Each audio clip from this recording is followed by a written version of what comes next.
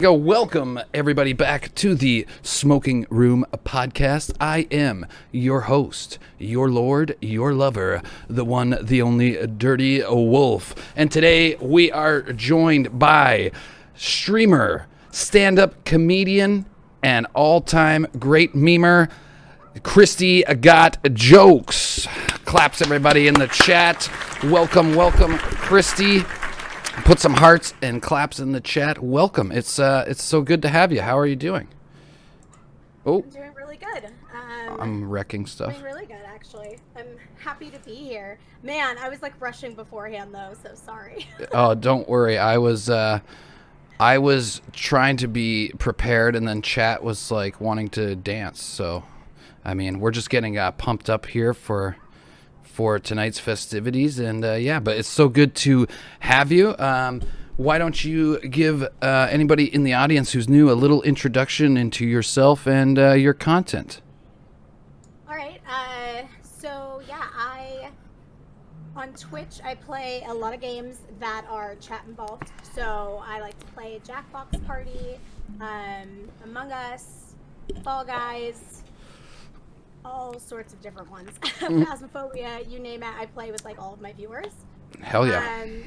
And then I also started doing IRL streaming. So I got the Sony Action Cam and the Live View pack that kind of bonds all of those cellular data stuff together. Man, I'm just explaining this so well. And so I have like a solid connection anywhere I go. So that's what I've been starting to do recently, and I've live streamed a couple of open mics because I am a comedian, and I just got back onto the open mic scene last month since COVID hit. Yeah. So that's basically me in a nutshell. I do comedy and I stream it.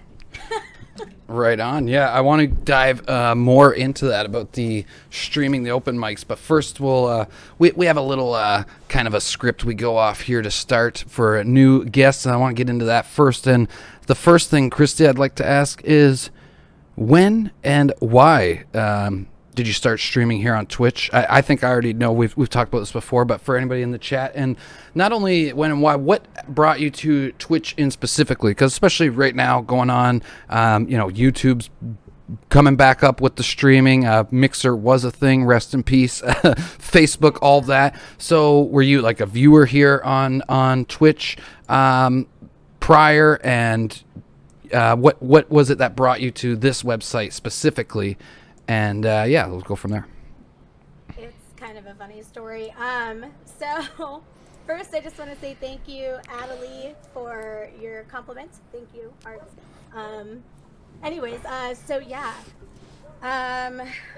I didn't really know about Twitch, and I was doing sketch comedy and stand-up at the same time. Yep. And that was like how I was getting my attention whore fix, if that makes sense.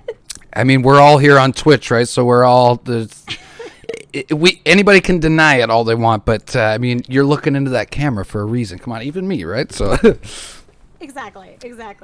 So once the pandemic hit, like everything shut down. I couldn't do sketch shows anymore because I have a comedy troupe, and we did like sketch comedy shows at these little like random venues. It was a lot of fun.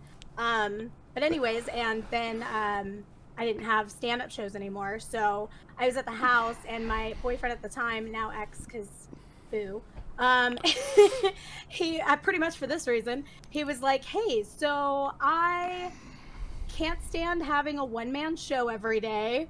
Can you please find another platform, watch Twitch, and see if that's something you'd be interested in? So I went on Twitch, and I loved it, and it's like the first night was just awesome, and then it just kept getting better and better and better, and then I got on the Andy Milonakis Adopt an Affiliate show, and then it's just been awesome since. So yeah, right on. I guess just to feed my inner attention whore and to like practice with comedy. Sorry, I just interrupted you. No. To practice comedy and stuff like that. Never be scared to interrupt me, because I accidentally interrupt everybody all the time. So that's just the way it goes here. If you got something to say, belt it out. Just go right past the wolf, no problem. And it seems like that, even though quarantine and COVID has been such a bummer. There has been that little bit of light for a lot of people like you and others who were able to find Twitch. Even myself, I started just before the pandemic, but it was still, you could still probably kind of classify it in there. I think my first stream was like February, and then 3 weeks later we were shut down. So it has been great for that, like Twitch just being here for everybody, and especially to express your comedic side and do the sketches and stuff. Now, was there any inspirations, of like streamers and stuff? We'll get to the comedy after, but while we're talking about streaming and content creation, is there anybody that maybe you were inspired by YouTube as well, just YouTube videos, whatever, that you wanted to get on here and become a content creator yourself? This is actually really funny and random. But first, I just want to say, Ace of Spades, I can't believe that Honcho actually made a puppet emote. I asked him to make a puppet emote, and he made one, and it looks awesome. Sorry. Also, let me just interject, too, before I forget. You said about no longer boyfriend. Hey, you've got Captain Boomerang in the background right there, okay? That's all the hunk of man meat you need. Look at that, chat. I'm moving the camera. Look at that now. That's a sexy man. And that's why I said, hey, I got to get Kristie on the podcast, because everybody chirps me for loving Captain Boomerang, but I love that man. I'm a Jai Courtney fan all the way. Me too. Oh my God, you're like my new best friend. Oh, I love that. Thank you for saying that. Anybody that says he's a bad actor needs to go back and watch Spartacus: Sands of Blood, season 1. He plays Varro in that show, and the friendship that him and Andy/Spartacus have in the show is absolutely beautiful. Go watch it. But sorry, continue. Inspirations of content creation and streaming. I love Jai Courtney so much, you don't even know. I say, yeah. In the defense of people saying that Jai Courtney is a bad actor, a lot of his movies have been really shitty scripts or just not very in-depth characters. Yeah. If you give him that right role, I'm pretty sure he's going to rock everybody's minds. And there's a few actors like that in Hollywood right now where they kind of keep getting shafted. Another great one, my favorite, is chat, help me here. I'm so bad with names all the time. Not Eric. I call him Eric. It was Eric in True Blood. What's the brothers? There's like 6 of them. Skarsgård. Alexander Skarsgård. If you watch True Blood, he's amazing. If you watch the new show, The Stand, he's absolutely phenomenal in The Stand. But then if you go watch Godzilla vs. Kong, the new big blockbuster he's in, he's fucking atrocious. But it's not him. It's you give somebody a dog shit script, what are they supposed to do, right? So it's unfortunate, and that's the way it goes. The Terminator and the Terminator movie he was in and the Die Hard movie he was in were probably the weakest of the series. And yeah, this is true. See, now I'm a sucker. I haven't seen that Terminator in a long time, but we'll get into that deeper down the show. I liked it. Yeah, I like every Terminator movie. Chat is gonna chirp me for saying that. I like them all. But yeah, no, let's, what was an inspiration to you just in the form of content creation? We'll get into comedy and stand-up after, but I want to know, since we're here on Twitch and we're live streaming, and you also have a YouTube, which, chat, I will be posting all of Kristie's links throughout the show in the chat, so be sure to follow. But yeah, tell us, who was a big inspiration to you in that regard? 2 seconds. Yeah. I am running to close my door because my dad just got home. Yep, no problem.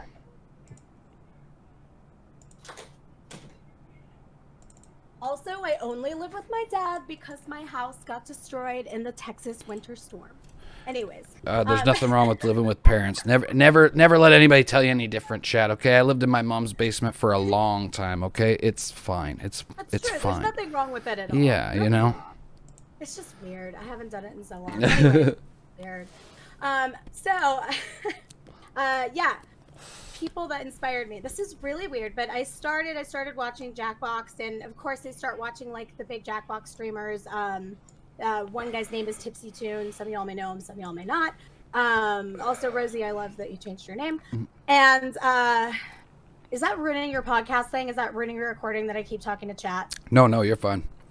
Okay, good. Just making sure. I know I did one thing. It's a Twitch podcast. Now, I will warn anybody that's new in the chat. I'm not ignoring you. I read everything, but I just because I'm the host, I try to keep as much of my concentration on the show as I can, because I'm very ADHD and it's easy for me, as you can see with the Captain Boomerang thing, for me to just get off topic. So I try to ignore them a bit and then acknowledge them all after the show. Anybody that's been following, also thank you. My follows are broken on my screen right now, so I have to pull up a whole different page. But yes, I will thank you all individually afterwards. And yeah, no, continue, go at your own pace, no problem.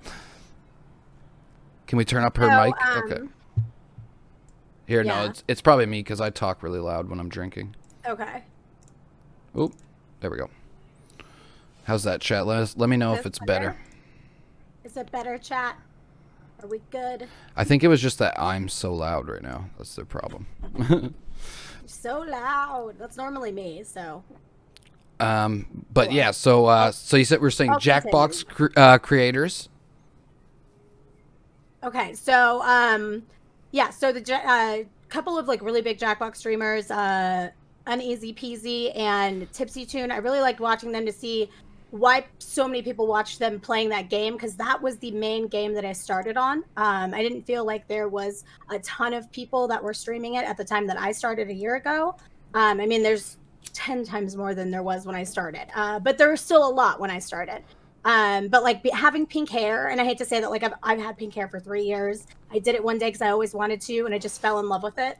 Having this hair like helps me stand out a little bit. So it did that, and like my personality, like the game show kind of hosty thing, like kind of kept me climbing in this. And plus I was watching these two and watching them. Well, then I didn't really feel like I was being myself. I felt like I was starting to turn into like a game show host. Mm-hmm. And my ex at the time told me, he was a big old school RuneScape player. And he pulled me into his room and he was like, into his office, and he's like, hey, you have to check out this guy. I just feel like you're going to love him. He's hilarious. And his name's Fat Clouds. Okay. I don't know if any of you guys know who that is. I love Fat Clouds. He only plays old school RuneScape. The minute I started watching him, he's so funny. He's so raw. He shuts down the chat when the trolls. Like, he hones in chat the way that he needs to as a big streamer. And like, he finally made partner recently, but he hadn't even been doing it for a year and made partner. Like, he's really, really good. And I loved watching him. And I definitely feel like he helped me get the little bit more raw part of myself out into like my streamer personality.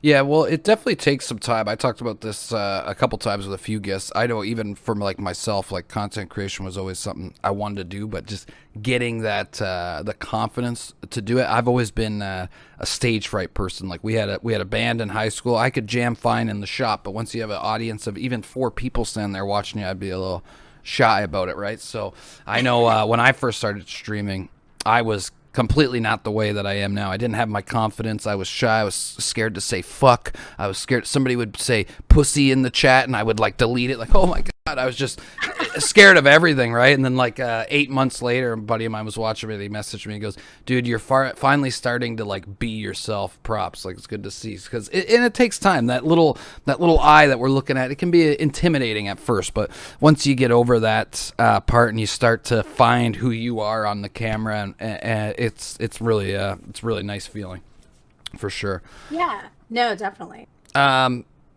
Yeah, well, since we're talking about inspirations, let's go right into the comedy. So stand up. When did you start stand up? Like, when was the moment? And when did you start? And what was the moment that like made you go, okay, this is what I want to do? And maybe some inspirations of that, or whatever. I started. Oh God. Give me 2 seconds. I think I started in, what is the year right now? It's 21. 16. I can never remember because 2020 and this year just melt together for me. Yeah, it's a little nuts. So 2015. Oh, I'm sorry. Well, yeah, 2015 was the first time I did anything stand-up related. I took a stand-up class by one of the biggest DFW comedians in the area. And sorry, I said that weird. One of the biggest DFW comedians. And basically, I might have smoked before this, but anyways, Smoking Room Podcast. Cheers. There you go. I can't do it on stream. Anyways, I don't do that. So, are we banned? We're in Canada. We're good. Yeah, we are. We're in Canada. Yep.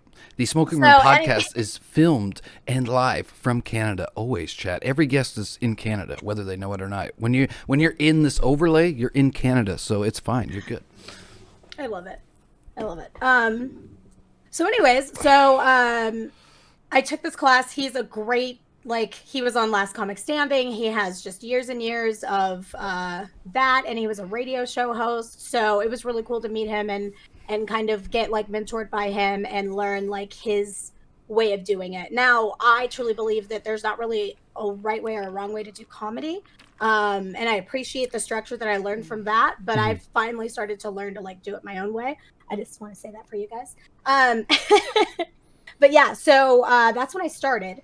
But what inspired me to do it, I've always kind of been obsessed with stand-up comedy. I remember I lived in LA and I got to go to some of my friends doing stand-up comedy in LA. Right on. And you know Joe Rogan, obviously. Yep. Do you know Brian Redband? Yep. Okay, Redband was part of that group, actually, before he was big with Rogan. So I used to party with Redband back in the day, which is really crazy because I'm about to hang out with him again in Austin because my roommate is friends with him. And so it's going to be like a fun reunion because it's been a very long time. It's been like 10, 11 years or something. Oh, wow. Yeah, that'll be a fun time for sure. Yeah, it'll be awesome. But anyway, so I saw them do stand-up and I was like, man, that's so cool. I wish I had the balls to do that. And then I watched Last Comic Standing and I was like, man, that's so cool. And then I did a play years later, and it was a comedy play. And that's I had great to put experience. like 1 million. Yeah, it was awesome. I had to put like 1 million pillows on me because I had to play this like really big, and it was like in the script that this girl was really big, and like it was just like the physical comedy part of it. Yeah. And just an older written play, and it was like a country show, so I had to have my little Southern accent. And there you go. I was really cheesy with it, and it was really cute. And and yeah, so I made people laugh, and I was like, holy crap! Just by moving a certain way, or just by doing something goofy or whatever, like I had the audience in my hand. Like they just loved my character, and it was the best feeling ever. So when I felt that, I was like, all right, cool, let's take an improv class. And I was like, improv's cool, but nah, let's take a stand-up class. And then that stuck. I've been doing it on and off since 2015. I had to take a few years off because of family reasons, and then COVID hit. So yeah, really, when I went back, it was kind of like starting all over again. I do know the people I know, but if you take more than 6 months off from comedy, yeah, it's like you're starting over again, which is fine. You know, I have a different point of view now, so I'm like, cool, I can work my more dark stuff, you know? Yeah. No, and hey, I commend you and give you props just for getting up there. I had a flash of inspiration. I get these ideas, I'm going to do this or that, and I usually only capitalize on like 10% of them. It's amazing that I ever hit the go live button here, but I wanted to try my hand at stand-up for a while. I wrote jokes for like a year, but I am just terrible, as you've witnessed, as once I get in front of the crowd, like, so because me and Kristie were on a game show together, chat, where I absolutely bombed, and Kristie and friends helped carry me along the way, which was very gracious of you. Appreciate it. But you never really will get over with you will never get over that first hump, chat. For anybody out there that is scared to try something like this too, let's say you want to do stand up, you want to do streaming, and you're scared at first. That first time you might take an L, but you just learn from that and you move on, and you'll never get over that hump if you don't just do it. And that's one of the great things about it. So, yeah, no, that's great. So what was a comedian, what are some of your biggest inspirations in comedy? Some comics maybe that you want to list off and talk about some of your biggest inspirations. Eden and Chwy, thank you so much for that raid, and welcome to the Wolf Pack. Oh, yay, Eden. We're here with Kristie Got Jokes, talking about streaming and stand-up comedy. I just remembered to host. I'm so sorry. Oh, no, you're fine. That's fine. I never. Like, oh, I'm not hosting. I literally never like even ask anybody to, because maybe I should, but I just don't even care. There's even like, I've told some people before, like, I don't even care if you stream it, like whatever, right? Like on their like second, third time coming back, if we're just improvising and stuff, because I don't know. I appreciate it though. Thank you very much. I just feel like it's Twitch etiquette. You know Yeah. what I mean? Like, somebody brings you on their show, like the least you can do is host them on your channel. I don't know. That's mine. Yeah, no. And I always tell too, like people in the chat, like if you can't afford to like support the stream financially and stuff, even if you're not a streamer, you can host anybody's channel. And I don't know how true this is, but it's supposed to be in the statistics. Like if I have 10, 15 other people hosting my channel, even if they have no viewers, it still helps you in the recommended. So just keep that in mind for your favorite creators, chat. That's interesting. I love that. As long as you have a Twitch account, you could technically stream or host somebody, right? So if you were even just a viewer, let's say there's a viewer that really liked my stream, your stream, 3 other people's streams, they could add all 3 of those people to their auto host and just be hosting them all the time. That's interesting. Yeah. So tell us about, I want to hear, who are some of your biggest inspirations in comedy, comedians, and such that you watch for inspiration or maybe grew up watching and loved. Like for me, especially like when I was really wanting to try my hand at the stand-up, was I love to go on YouTube and I like to watch old classic Johnny Carson, and I like to see some of the big comedians that we have nowadays when they were young pups, their first start on the Tonight Show, the real Tonight Show, not this Jimmy Fallon bullshit chat. Like Robin Williams, Roseanne's on there. Actually, no, I don't think Norm made it onto there, but Jerry Seinfeld. Freaking Pryor and Rickles. All those guys that got their start, just amazing. Him and Rickles are any episodes of Johnny Carson with Don Rickles is absolutely amazing. Did you watch the show? Thank you for that, host LaGuardia. No, I've missed it. I'm so like behind on a lot of like newer shows and movies because I have a bad habit of like, just like this bit while I've been off, I finally caught up on a bunch, but I'll just keep rewatching. Like, I know I'm going to like this because I already watched it and liked it. So why try something? I'm really bad for that lately. But I have been told to watch that one and it's on my list. I definitely got to go check it out. Thank you for shouting them all out, Christoph.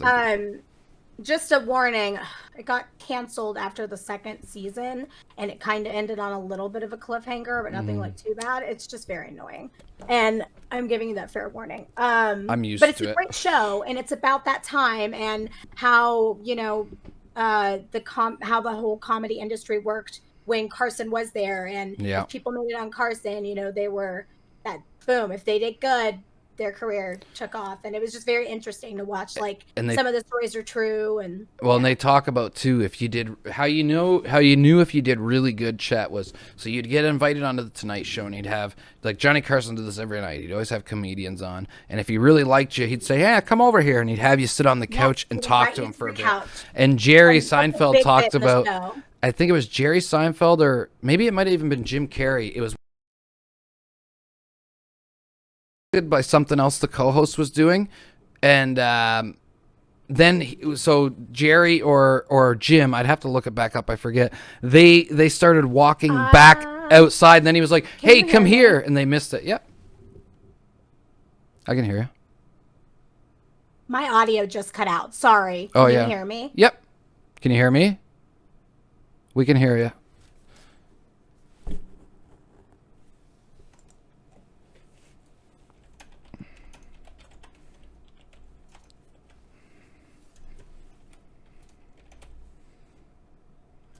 I don't know if you can hear me, so I'll type this. Yeah, I can hear you.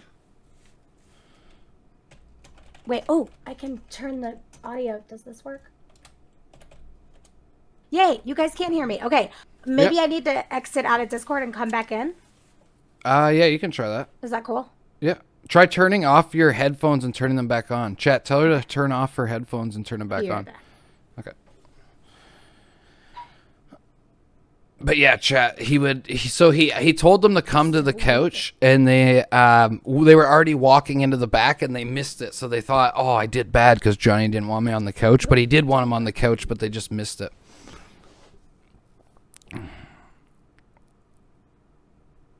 Turn off headphones and turn back on. Restart Discord. Yeah, we'll get it figured out, chat. It's no big deal. I mean, I'm usually the scuffed one, so it happens, right? I mean, I already scuffed the intro, so my lighting is super weird. I guess that's because I have the door open early, chat. I'm sorry if I look weird. We're in a weird time of day here, but Pretty soon it'll be dark out, and it will be better. But how's everybody doing? How you guys enjoying the show so far? Hang on, let's call out some of the follows and the hosts, guys. Thank you all so much for the love. And the Hearts LaGuardia, thank you for the hosts. Guys, Christoph, if you didn't shout out LaGuardia91, please do. Go check out LaGuardia91. Thank you so much. Eden and Chu, thank you so much for the raid. I'll be sure to check you out, guys. Check out Eden and Chu. And thank you for the follow as well, Eden. And Rosie024, thank you so much for the host and the follow as well. Hope you guys are enjoying the show and having a good time. All right, give me a second. Let's see that. Christoph, ban yourself. Oh, hang on. Boop. There we go, chat. That should work. There we go. Yay. There we go. Can you hear me? Yes? Yep. Crap. Can you hear me? Can you hear me? I can hear you, yes. I can't hear you at all. I just checked on the video. Hold on. This is so annoying. Give me a second. She's not deafened or nothing. It must be her headphones, chat. Tell her, restart the headphones. Christoph has mod powers. I know, right? Soul, that is scary. I gifted it to him for the 24-hour stream, and he's already abusing it. Christoph, don't make me fucking come over there, you bastard. J-Mo might catch it.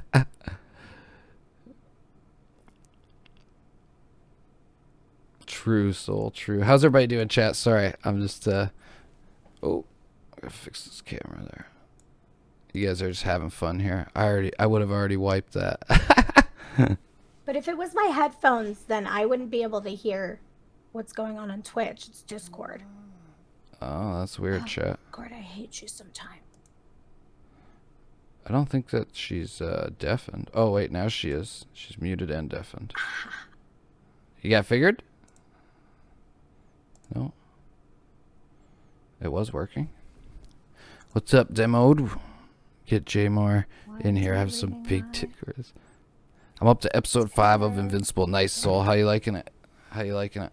We're going to talk about that late tonight. Anybody that wants to join in? This is embarrassing. Just ignore me. You're fine. Chat, somebody type to her, say it's fine. Dirty Wolf's always scuffed. Guys, anybody that's new here, we're doing our first ever 24-hour stream tonight. We're going to be playing Resident Evil 7 for the first time. Hello? Hello? No? We're going to be playing Resident Evil 7 for the first time. And then later on in the night, we're going to be talking about...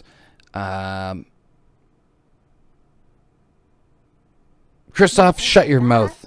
I heard a Discord noise. Christoph, shut your face. But why can't I hear you?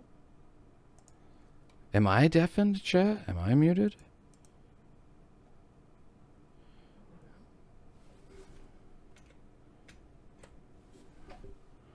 Hello? Hello? Here, tell her, chat, I'm gonna leave. I'm gonna leave, and then I'm gonna come back. Okay, and then I'm gonna go back. Wait. There, is that working? Can you hear me now? Yes! I had to leave and come back. I was like, oh my god, because I heard it go like, yeah. And then I couldn't hear you anymore. Okay, oh shit, yeah. What did I do, chat? Alright, it's probably you. Wolf Demo just literally said it's probably you. Quotes, I also blame Wolf. It is usually probably my fault. This is the most scuffed stream and most scuffed podcast on Twitch, chat. So thank you. You're welcome. Also, we're going 24 hours tonight, and if I didn't mention, this is the second best stream to fall asleep to on Twitch. Okay, right here. So we're talking about Carson and all the greats, and who are some of your inspirations in comedy. My first, I think, well, definitely my first biggest inspiration was Robin Williams, because I'm going to date myself. You guys, if you ask how old I am, I'm 26, and I'm always going to lie and say that I'm 26. But when I was a kid, I used to watch Mork and Mindy on Nick at Night. That like didn't even, it was just like retro Nickelodeon shows, I guess. I don't know. And Mork and Mindy was one of them, and that's where Robin Williams played an alien, and he would say like nano nano or whatever. Yeah. He would do something like that. I don't know. And I don't know, he just really inspired me. And I found out later on that when he auditioned for that role, He went in auditioning how an alien would, so he auditioned on his head, which I thought was just really cool. Like, I guess did a handstand and was just like holding himself on his head and audition. So yeah, he's very inspirational to me. I think he's somebody that's just a natural talent. Yeah, he was my favorite. Yeah. Oh, hands down, I was wrecked when I found out. I was like, it's an internet hoax, and then it wasn't. It was very sad. Which I know is dumb because I know a lot of people are like, why get sad about somebody you didn't know? But You can that still, was like one of my. I really wanted to work with him one day. It just sucks. yeah, and you can still be like inspired and have a love for people that you've never met. Right. He's just amazing. But yeah, so Robin Williams, and then another show that I grew up with, and just the most amazing woman who I really feel did a lot to pave the way for Debo, male fuck you. is Roseanne Barr. And I know that, yeah, she has a bad rap later on, but like, I don't get into that political bullshit. I love Roseanne Barr. I think she's a great comedian. I have not watched the show Roseanne since they kicked her off. Well, the thing is, too, like old school Roseanne, like I grew up watching that too, and the writing on that, people don't understand. It's like it's her, Norm Macdonald, like all these like great writers. So Beautiful. a lot of comedy shows, just like Seinfeld. I've been rewatching Seinfeld. A lot of the shows on TV now, like, you know, and some people are gonna chirp me because I know that they love it, but like How I Met Your Mother and all this shit, these shows like that, they don't have writers like this, dude. It's not the same. Like, I get it's entertaining to a sense to some, but when you go back and watch old episodes of Seinfeld, old episodes of Frasier, old episodes of Roseanne, shows like that, and even further, Mork and Mindy, Married with Children, all that stuff, it's a whole different bar of writing than what we have nowadays, in my opinion. Yeah. Absolutely. Yeah, so I don't know, Roseanne, and then just like her stand-up. I watched it when I was older, obviously, and I don't know. I really loved that her story about the show and how she really fought to have it the way that she wanted, and that was really hard in that day and age. I mean, it's already hard enough right now to be a female comedian, so to be one then is like just nuts, you know, just crazy. For sure, and. Sorry, I have a couple others. Yeah, keep going. I just totally forgot. I just paused for a soda break. Joan Rivers is her earlier stuff. Joan Rivers earlier. Like, yeah, she turned into this crazy, like, celebrity bullier that made fun of everyone on the red carpet, which honestly, if I was her age, that sounds like a dream job.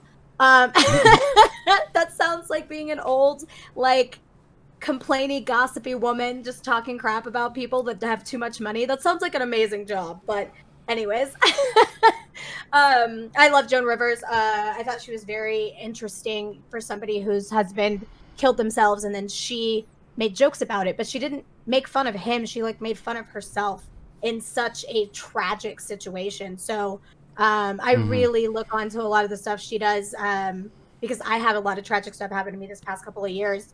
That really kind of changed my point of view and made me want to be a little bit more of a darker comedian, want to kind of tackle those like sensitive subjects like death and stuff like that, but in a way that doesn't make people uncomfortable. And it's a very, very, very fine line to walk. Yeah. Oh, especially nowadays. It's, but yeah, I commend you for it because it's, yeah, like you said, it's especially nowadays, like it's so hard to like. It's almost like topical what's gonna like be over the line, right? Some like where you are in the world, right? Because some places are gonna take certain jokes fine, and then other places are gonna be like, oh. So and it's unfortunate because comedy is such a beautiful art. Like you said, the first time you did it, just making people laugh like that, right? It's such a good feeling. So, yeah. To talk more on that, like you said, you're just it's almost kind of like your rebirth or your restart into stand-up, but it's also your first start into IRL streaming. Tell us about that. You've been IRL streaming the open mic nights, and I was in there for a bit, but it was before you were doing your set. Do they allow you to film your set in there as well, or how does that work? Oh, no. I mean, like, look, I can film my own set on my cell phone if I wanted to, but there's no way that any of the comedians, number one, or the clubs would be comfortable with me bringing a camera into the showroom. You know, joke thievery is a big thing in the comedy community. And a lot of people don't put a lot of their sets online because they don't want a comic in a different region to like steal their set or whatever. I mean, it's been done before where you know, somebody steals somebody's joke. Yeah. And yeah, so you know, I can go into, well, I'm still trying to figure out how to get into some places, but there's certain places I can go, like on the patio, or if it's like a bar and then a showroom, I could probably go into the bar. The club that I have been going to, the comedy club I've been going to on Wednesdays, does not let me inside at all. So I had a really fun time praying that it wasn't going to rain last week, and it was like super humid, and I was just like sweaty, and like, but it was fun. We were just joking about it and just being ridiculous. So you get to meet some cool and interesting people for the stream and stuff as well, so that's always fun. I'm trying, like, a lot of them are kind of scared of the camera, which I was very shocked about. Going to open mic for the first time with that rig, I hadn't met enough of the new people yet. I knew my people, but my people, because they've been doing it for so long, they don't go to every single Wednesday open mic. And like, this is the open mic that's like the recess of open mics. Everybody hangs out. Mostly everybody's there, you know, that kind of thing. So I show up and I don't really know half the people. I talk to my friends here and there, but even some of my friends are like, I'm a little too high right now. Don't really want to get in front of the camera, you know? Like something like that. So yeah, I'm trying to get them to warm up, and I think it's eventually, like, with time it'll get better, but I'm literally just testing all this stuff out so that I have some kinks worked out before I move to Austin, because that's where the big, you know, I'm going to be trying to stream everything I can when I'm down there. Yeah, so yeah, if you wanted to go a little further into that, thank you so much, Soul, for gifting a sub to KristieGotJokes. Appreciate that. Thanks, Soul.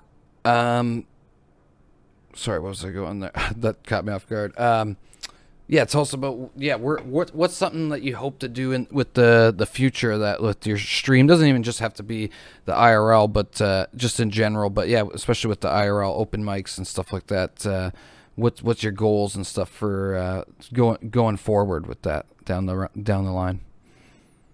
Well, I think that it's changed a little bit, which I thought was funny, because more opportunity has kind of come since everything's happened. I have like a really great hookup on a place that I'm going to live, and I'm going to be living with my very, very good comedy friend, because he's also moving down there. His name's Tony Casillas, and he is very, very funny. He has done a lot of stuff in the Texas area, and he like performs at the Austin scene. He's performed with Joe Rogan a few times. This is the one that knows all the guys.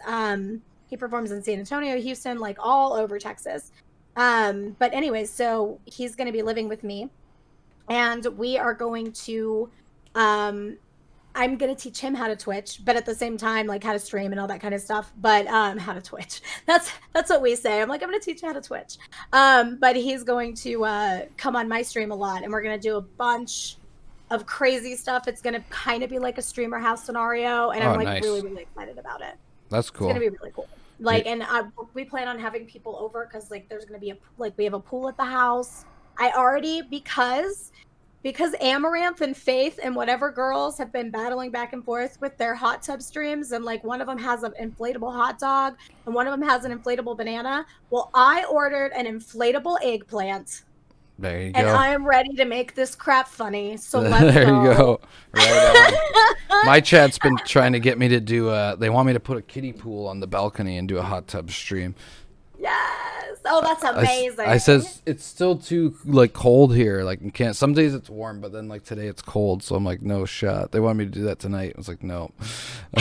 With my luck, it would blow up and the water would. I'm on like the 20th floor, so I don't think it would be too good if the water blows off the balcony down to all the neighbors. Do you have a bathtub? Yeah. do it in the bathtub. I know that's what they want me to do too, but I don't really quite have the rig for that at the moment, but I'm sure I could figure it out. But they now watch, they'll be bugging me later for it. They'll want it, but yeah, no, that sounds fun for sure. That's the nice part too, is having like people to collaborate and riff off like that, and then especially if you have like a roommate to do it with, that'll be awesome. So yeah, what was I going to say next? So you're also the host of your own podcast, The Broadcast. Do you want to talk about how that's going, the future of that? And I also want to know what inspired you to make a podcast. What podcasts are you into? What podcasts does Kristie Got Jokes listen to? Well, I don't know. I feel like I'm the worst person to come to ask like what podcasts I listen to, because I feel like I listen to a bunch of like things that I'm a fan of, like well, I mean, I guess everybody does, but like Kevin Smith, I listen to everything that Kevin Smith does, and he does like a million podcasts. But I keep up with them all because I'm a psycho, and I don't know, that man, I have followed him my whole life, ever since I saw Mallrats, and I went and saw him live a couple times, and he is actually one of the reasons why I pursue my dream, is because he was like, look, if me, this fat guy, can put a camera and make a movie and become this, you can do it too. And he's just a very inspirational guy for anyone who's familiar with Kevin Smith. Yeah, for sure. You know he is. what I'm talking about. Yeah. But so I listen to everything Kevin Smith that's on there. The What the Fuck podcast is something that I really, really love, because it just has a lot of like comedian insiders, just a lot of interesting stuff that makes sense to me. And I feel like if you're constantly like in that world of comedy and you're listening and you're trying to get like tips and tricks and whatever, like you're just constantly like filling your head with it so that it just happens naturally, if that makes sense. I don't know. But yeah, so yeah, I mean, I've dabbled in a couple of true crime, murder, mystery podcasts. I mean, what girl hasn't, you know? But not a lot, you know. I'm trying to think. There's another one I listen to, but I'm obsessed with the Kill Tony podcast. I can't believe I didn't freaking shout that out. I've never heard of that one. I love it. It's on podcast platforms. They also do a live stream of it on YouTube, and then they release the video later. But it started out as just a podcast, and then they joined in the YouTube later. But what it is they originally did it out of the Comedy Store in LA until they moved to Austin, where they do it every Monday. And this is a big deal because the podcast, it's Tony Hinchcliffe, Red Band, and sometimes, like, since they've moved to Austin, sometimes Rogan will come on. And they pull a name out of a hat. All these comedians come in, all these open mic comics come in, they put their name down, they draw a name out of the hat, and then that person gets to go on stage and do a minute of material. And you either shine during that minute or you just bomb during that minute. And if you shine, they'll do an interview with you and kind of dig into your life and just talk to you and just kind of get to know you, and kind of build you up. And, you know, if you shine in front of Rogan and all, then that's obviously what you want to do. And then if you bomb, they just make fun of you for 15 minutes. And, and I mean, like, I have listened to the majority of the podcast, and it's kind of nerve-wracking. I will eventually. I'm going to be going there every single Monday night. I'm really excited and scared at the same time. Yeah. That's how it goes. Well, that's my all-time favorite podcast, hands down. Another, because we were talking about that earlier, and just like confidence to do it. One of my inspirations is, especially with like streaming and stuff, because he's basically the guy that invented the podcast way back in the days. Tom Green, or not Tom Green. Oh, man, that's one I smoked there was big. Give me a second here, chat. Freddie Got Fingered, chat. I'm so bad with names all the time. Chat will tell us in one second. No, that is Tom Green. Is it Tom Green? Okay, yeah. Oh, that is Tom Green. See, that's how... but anyways, Tom Green, yeah, he talked about when he first got into stand-up, because Norm Macdonald was his inspiration. So he used to go to the comedy clubs that Norm Macdonald performed in. And he would just bomb so hard at first. But then he's like, that's how you get it out of the way, right? And he's been doing like a lot of like... He live streams on YouTube, but he did like a whole like tour, did like a van life tour. Wilderness thing, right? Yes. Demo says it's going to be a long 24 hours. Yeah, I watched the video of them of when he introduced his dog and was talking, like showing all the gear that he got to go on the trip. Yeah, he's got I watched crazy. the live of him, and then he was getting mad at everybody because he was like, "I'm not drunk," but he kind of was drunk. Yeah, he's very inspirational in the podcast realm for sure, because he started this way back in the day before they even called it podcast. It was just called Tom Green's House, and you just have people up to his house. A lot of the comedy podcasts I listen to, they'll talk about that back in the day. I've heard like Rogan talk about that, and then even on Tiger Belly they're talking about that. I love Rogan's podcast. I don't know why I didn't mention that one either. I'm so bad. One of my favorites is Tiger Belly. You ever listen to that one? No. It's Bobby Lee's podcast. Oh, okay. It's really good. It's really good. I like Bobby Lee a lot. He's funny. He's pretty crazy and out there, but I like it. Demo. I'm gonna load up the See now they're already trying to get the they don't even want me to do a hot tub now. They want a cold tub. But no. So what do you want to tell us about the future or anything more to do with the podcast coming up? The broadcast podcast. Oh, yeah. So the broadcast is a show that myself, Vlockness, and DIRTYWOLF, those are two other streamers that were part of the Adopt an Affiliate Andy Milanaka show. Vlockness, I and another girl, K. Marie, started it, but K. Marie's life kind of got really busy, so then MT came in. But I don't want to leave out K. Marie because she actually originally started it with us. And we would do cosplay, where we do different characters. We've done Pokemon, where I did Squirtle face paint, and we did Powerpuff Girls, and I had the blonde wig for Bubbles. We recently just did Vlogmas had food poisoning, so MT and I did 2 of the 3 Gotham City Sirens. We did Harley Quinn and Catwoman. But yeah, what we'll do is we'll cosplay. And then afterwards, we will play word games or whatever, quizzes, whatever's themed with the characters that we're doing, and we'll just randomly talk about that. We also will like play games, or we've kind of collabed with Honcho McDuckett and Josh Belmar and Ababox before. Yeah. So yeah, we just do a bunch of different stuff, but we kind of have it on hold for right now because all of our lives are really crazy. I think it'll be back hopefully in a couple of weeks. And yeah, I don't even know what our next character is going to be yet. We're all going to have to discuss and pull our chat or something. So yeah. Oh, and if you want to go to my Instagram, at KristieGotJokes, I have pretty much every costume we've done, every cosplay we've done on there.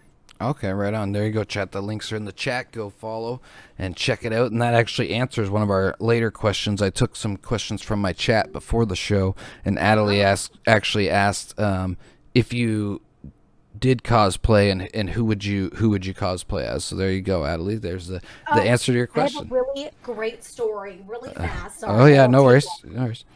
So my birthday was Saturday, and Friday I decided to have a 12-hour stream because I was meeting up with some friends in the day, so I couldn't do a 12-hour stream on my birthday. So I did a birthday countdown 12-hour stream. And the end of it was the broadcast where we did our cosplay. And afterwards, I was in full Harley Quinn outfit. I got my IRL gear set up, and we went to the bar.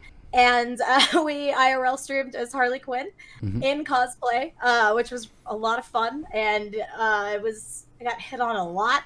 It was really weird. But yeah, it was a really good time. And then I took my birthday shot up there. So yeah, my answer to that is I would cosplay Harley Quinn all day, every day. I love that character. There you go, Adelie. That's the answer to your question. Yeah, no, that's a lot of fun, and we can't wait to see what characters you guys will be next when the broadcast returns. I got a question here for you. Now, here's this is one we've actually asked on the show before. We like to ask some kind of wacky questions, and one of them is this one's not even really that wacky since you're a comedian and a streamer. What stand-up comedian do you think would make the best Just Chatting streamer? Oh, God. My roommate, Tony Casillas. No, no, Let me think. Sorry, I have to. TJ Miller would be a really fun just chatting streamer. Yeah, that would be. That would be. I'll answer that and say TJ Miller. I think would be a really, really fun. That's a good answer. We haven't heard that one yet. That is a good answer. I like that. I'm a huge Now, meet him. what? He's just doll. He's so nice. What actor do you think would make a great just chatting streamer? It doesn't have to be a comedy actor now, just an actor in general. Oh. But he kind of falls into comedy. Jack Black, hands down, Jack Black. Oh yeah, Jack Black already is though. You gotta pick another one. Is he?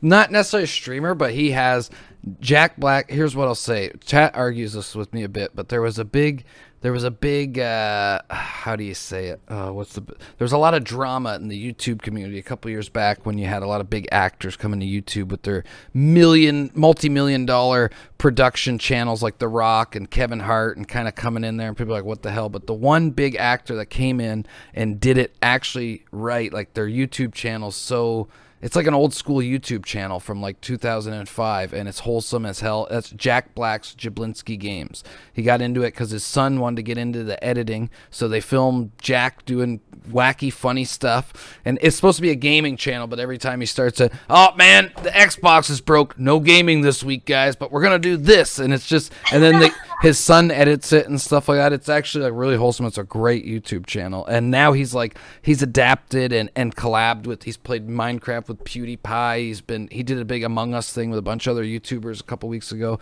He's basically a full-blown YouTuber at this point. He's integrated. So Jack Black is the man. Dude, because I've been watching a lot of his. I follow him on Instagram, and I'm so glad I do because he puts a lot of those hilarious videos out there. Like those are probably clips, maybe even from the YouTube. Oh, okay. I'll have to check that out. Yeah, it's Jablinski Games. It's a great YouTube channel. Chat, anybody else out there, check it out. It's good content. I love that. But all right, we'll take that one. I always said my answer before was Ryan Reynolds. Oh, Jai Courtney. Oh, there you go. Yeah. But yeah, I would love it. Ryan Reynolds is a very, very good choice. Yeah, he's funny. I think he could. He could hold it. Rogen would be fun. Yeah, I could see Seth Rogen on the Smoking Room podcast. Me and him would just get so baked we'd forget all the questions and the answers. So it'd be great. And then you just hear us laugh, like, wait, and what were we talking about? Yeah, Clomp, you missed it. We already went over that. Clomp didn't see. I'll move the camera here. Look, she's got a big cutout of Captain Boomerang back there. Hunka. I do. Here, I'll leave it like that. There we go. Then you get both. But yeah, no, that's what I think Ryan Reynolds would do really good. So yeah, we're gonna take some questions actually from the chat here pretty soon, chat. But before we do, near the end of my questions, I always like to ask streamers and content creators, like I said, Twitch, it has a lot of highs, a lot of great things to it, but there's some lows too. We like to ask what's some of the highs and lows that you've found from Twitch, and if you'd like to add even from stand-up in there as well. But if you want to talk about the highs and the most surreal moments as well, yeah, we'd love to hear it. Well, definitely one of the biggest highs I think for me was being on the Andy Milanakis show. Yeah. Even though I was so nervous, but the best part was that a lot of us, got into a Discord, or actually all of the adopted affiliate people that wanted to participate got into a Discord, and we all just kind of bonded. And like, I got to go to Vegas with Archie TV, which was the runner-up of the second episode of Andy Milanakis AAA. And let me see if I can say Andy Milanakis anymore. Andy Milanakis. No, I'm just kidding. I was like, why do I keep saying the name over? But anyway, so I met up with Archie TV, and we also met up with another streamer, The Other Side, and Bedtime Games, which is two streamers. They're a married couple, and we actually stayed at their house. I had the hookup on a bungalow suite at the Cosmopolitan. Nice. And so we got to stay there for a couple days, and we streamed hide and seek. There was a rooftop hot tub in the suite, like our own personal rooftop hot tub. And so we did hot tub streams before they were even super popular, guys. There you go, chat. I was one of the first hot tub streamers, guys. And yeah, so that was probably like the biggest high for me. And then just like the relationships I've created with streamers that I collab with all the time now. I think I'm like being on the Twitch reality shows like what we met on. I love all the game shows and like the Survivor. I'm trying to get on them all, honestly. Yeah, actually, that was kind of that was supposed to be one of the questions. I just realized I forgot I was going to ask after this one. But while you're answering, what you've been on the circuit of the game shows, do you have one so far that was maybe your favorite, or just one you want to shout out in particular? I have to go with oh man, I have to go with two. But let me tell you, I feel like all of the ones that I've been on are amazing. Oh yeah. This isn't to discredit anybody or nothing, but it's just one so you want hard to to shout out, because I always like to hear about new ones, right? And what to check out and stuff, right? So, well, and maybe the chat does too. I'll quickly shout out Killer Instinct. I just want to do two really fast. Killer Instinct's the first one, and that one is kind of like a real life Among Us game where there are murderers, and then there's like a vigilante, and then there's like just town members and a detective and a doctor, and each round somebody dies, and basically the townspeople are trying to figure out who the two murderers are. And wow. It's a lot of fun because it's just based off of talking with these other streamers and trying to see how somebody is acting and like judge somebody's poker face. And that's a really cool game. It's on Elite Submissions page, Elite Submission. But yeah, I will actually be on that a week from today, at like 11 o'clock on his channel. I'll be on the next Killer Instinct. Right and then on. The other one, thank you. The other one is Social Connections on One Way Cafe's channel, and that's ONEWEI Cafe. It's amazing. It's this show where you compete against two other streamers, and each round is a category. So like chug a beer, and you have to go find another streamer or somebody that can hop on the camera and chug a beer. And if you're the first person to get somebody to do that, and then they say like, I'm here for the streamer, the first person to do that gets the most points, then the second gets the least, or the second most, and then every single one after that is like 2 points. And people can just like a bunch of, not the same people, but if you have a bunch of people come in that can chug a beer, like you rack up more points. And then I think what was one of the other ones? Honcho helped me out because I kept Honcho to the very end because I knew he would help me out. I needed somebody who had a card collection, and I messaged him, there you like, go. and then he pulls out his magic cards. Yeah.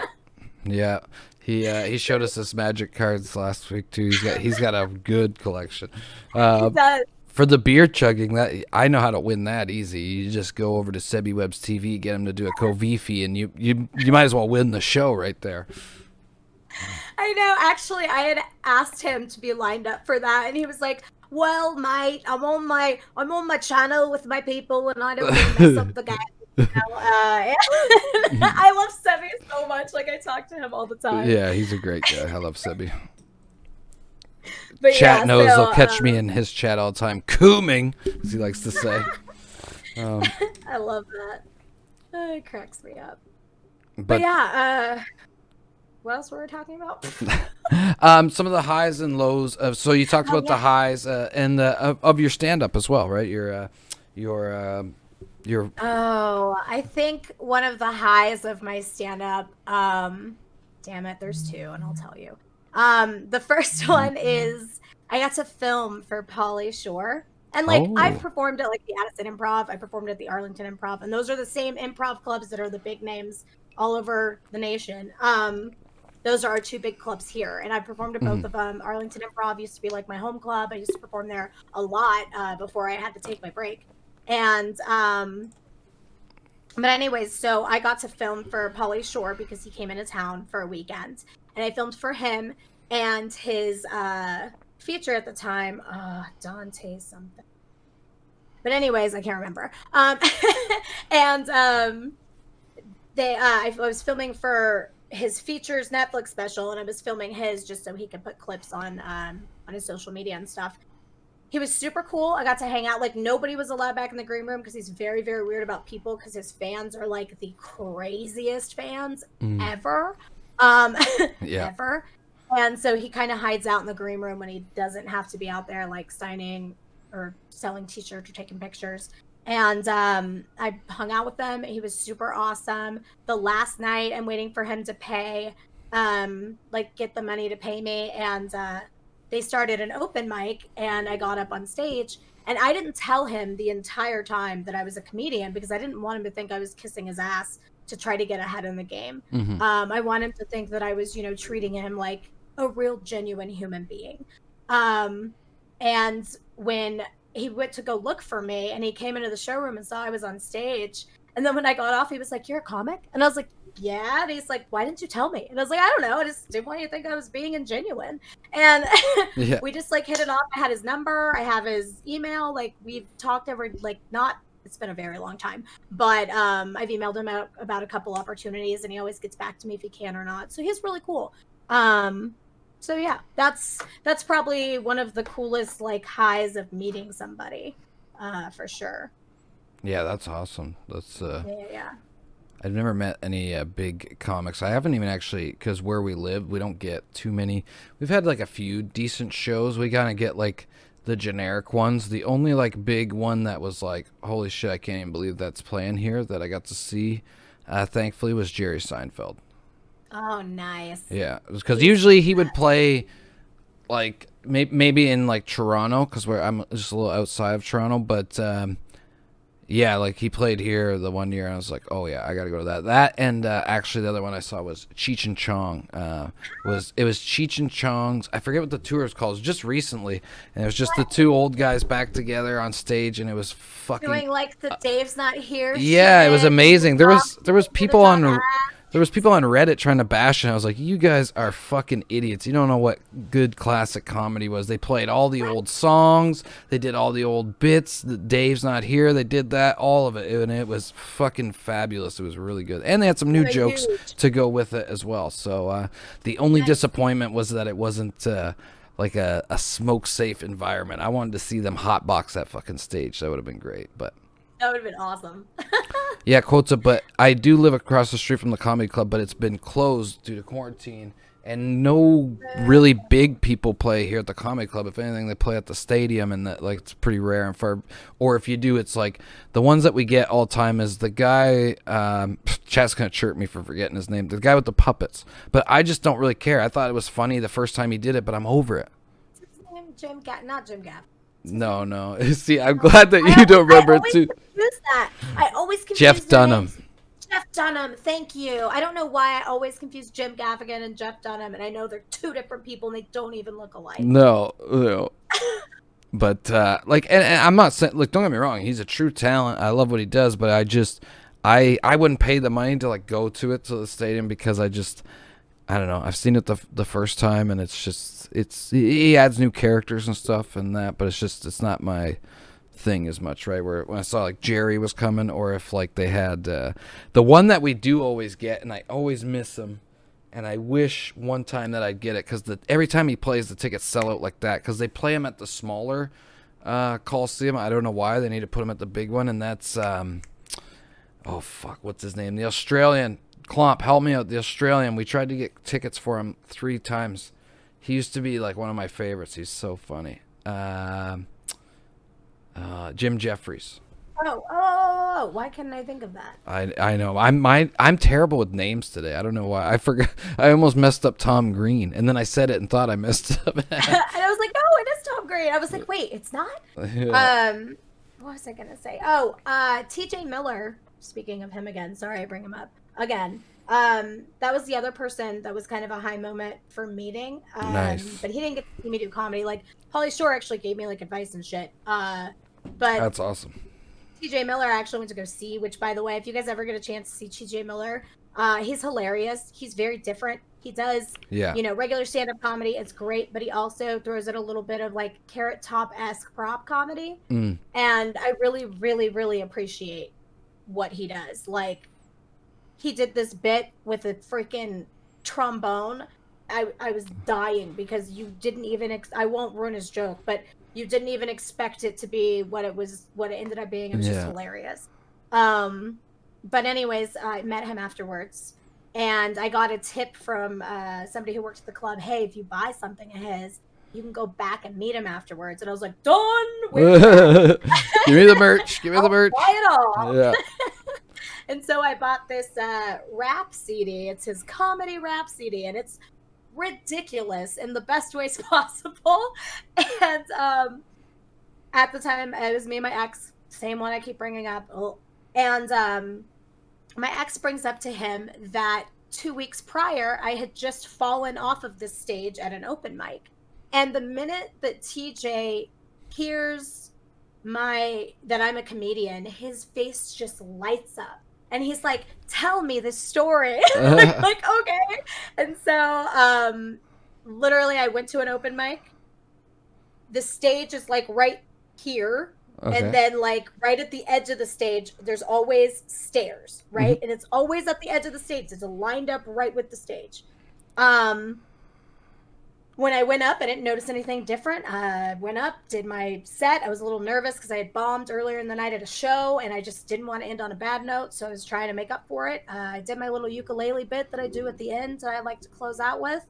And I said, thanks, I'm KristieGotJokes, and I get off the stage. And what I didn't realize was here's the end of the stage, and this is where the stairs start. And my foot went right in between. And I literally just went from the stage to the floor, landed on my knee. It's actually hurting thinking about it. And my ukulele hit the floor and did the little boing noises, and everyone just gasped, and I jumped up. And I was like, I'm fine. And everyone kind of laughed, and I laughed. And I walked over to my ex, and he goes, how did you not hurt yourself? And I was like, oh, no, I'm hurt. Let's get out of here. I can't show anybody I'm hurt. We got to go. And so I just acted like I was fine until we got out of sight. And then I was like, carry me. It was so bad. But yeah, we told TJ Miller the story, and he wrote on my CD. He didn't say KristieGotJokes. He put my name, but KristieGotJokes. I guess my name's Kristie. So Kristie, he said, walk softly and carry a strong ukulele. And I love it so much. Like, it's great, and it's very TJ Miller. So yeah, those are my two big comedy moments. My lows, so I can finish the question without taking too long. No, you're fine. Okay, good. I don't want to talk y'all's heads off. My lows for comedy. I'm streaming for 24 hours, so I got time. You're like, take up half. Let's go. TJ Miller, speaking of him real quick, because he's also great on podcasts, and he has a podcast where it's just him and one other guy that interviews him every episode. It's like the same two people every episode, but it's hilarious. I love that. That's cool. I have to check that out. I really have to check that out. I love him. Yeah. So yeah, lows of comedy. I think bombing, I'll take that back. I tried to get on this funniest comic in Texas competition my first year, and I thought I did really good, but because nobody really knew me, I didn't make it through, and that kind of like bummed me out really bad and kind of set me back a couple steps, like really messed with my head. So that was kind of a low, but I got over it. I mean, I've never really had a horrible set. I've bombed, but I've never like stopped in the middle and like ran off stage or anything like that. Like, I've always been able to like complete my set, even if I'm all over the place and not hitting every joke like I should. But I mean, I bombed. I can't say that bombing is a low. I really can't, because bombing humbles you to the stage, and the more you bomb and get comfortable with it, the better of a comedian you're gonna be. Shit, I hate to say it, some of the guys, because you're not gonna be as nervous, right? Right. And some of the guys that were awful 4 years ago, who just never realized that they were, just kept coming back and kept coming back and kept coming back, and now they're damn good. And I'm like, it's true, man. Like, if you really put the work into it and you care about what you're doing, you'll be able to succeed at it. I mean, there's still a couple of those guys that still suck, but it's not for everybody. No. And some people just don't realize that, and that's not a bad thing. But yeah, I think just bombing is a good thing for a comedian. I'm trying to think what else. a low.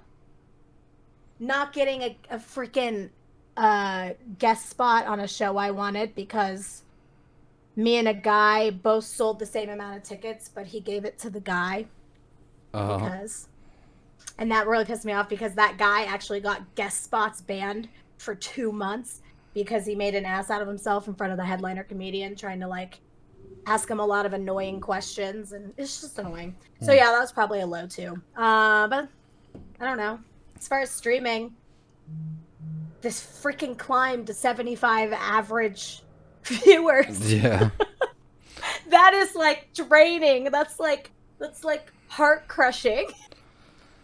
It's the first gap is always a little hard to breach for sure, but yeah, it's especially with Twitch. It's hard to gauge the algorithm of Twitch like you can with YouTube and stuff. But yeah, as long as you have fun doing it, that's the main. That's the only main advice I could give anybody. You know, as long as you enjoy doing it while you're doing it, then that's all that matters. It is an excruciating climb, though. But I love it either way. But it is probably my most hated part of the whole process that I love. Yeah. My least favorite, my least loved, but still loved. Because that's part of the journey. Low. Any of the other low? Getting voted off by 1 vote in the first round on the Andy Milanakis Adopt an Affiliate show. I was episode 5, and it was between me and Shoot Your Shot.